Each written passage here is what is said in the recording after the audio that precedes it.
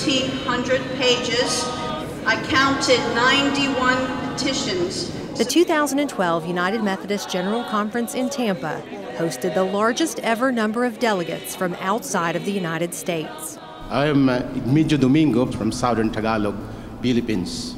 From sound booths on the meeting floor, a team of interpreters translated the proceedings in real time. 대의원들에게 보급될 수 있고 wie wir das globale Gesundheitswesen unterstützen. There are 9 languages being used. English is the main floor operational language that all the business is conducted in.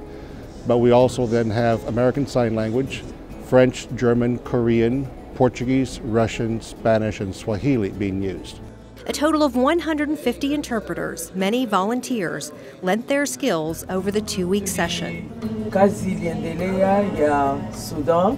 The Reverend J. Kabamba Kiboko translates Swahili and French. The hardest part is when somebody is using inflammatory language and somebody gets so passionate.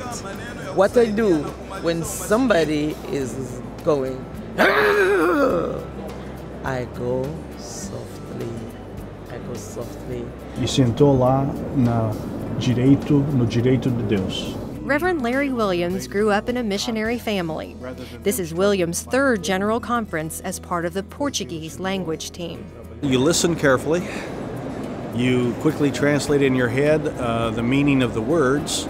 Then you find the meaning of the sense in the right idiom of the language it needs to go into.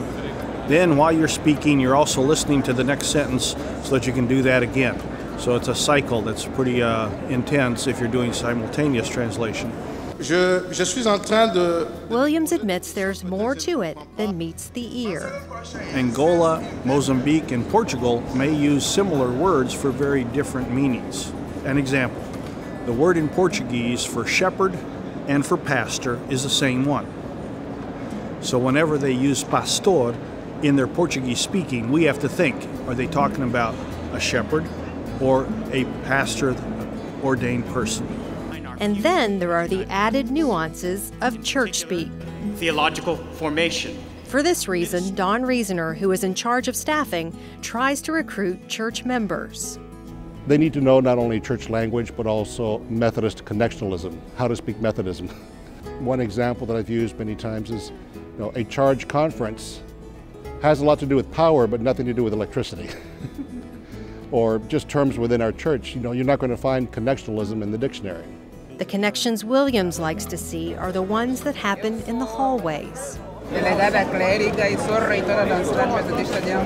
She's a clergy delegate from Angola. There's going to be a connection across emails. An invitation has already been extended for folks to visit one another. That's the neat part. We don't have enough chances to do that because people are insulated in their language. Nice to meet you.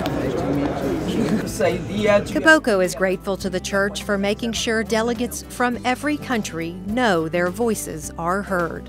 I thank them and I thank the United Methodist Church for the generosity to really open the door, open the heart, open the mind, and have the Swahili at General Conference.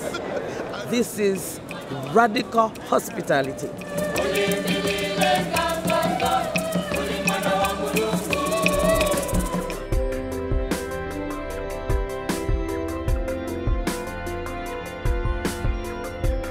This video was brought to you by the people of the United Methodist Church through World Service donations.